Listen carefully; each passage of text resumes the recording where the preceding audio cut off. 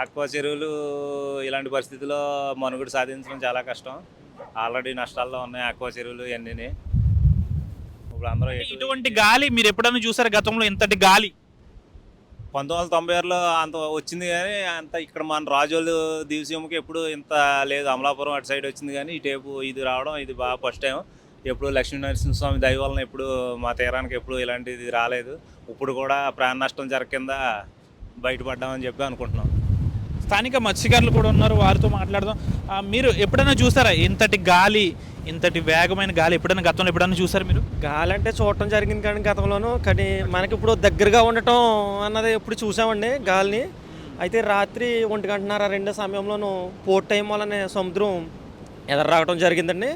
ఎదరకొచ్చి ఇలాగా తీరం ఇలాగా దగ్గరలో ఉన్న పల్లమంతా మునిగిపోవడం జరిగింది. అయితే మరి తీరం దాటుతుంది అంటున్నారు కానీ తీరం దాటే సమయంలో కానీ గాలి వేగం పెరుగుతుందండి.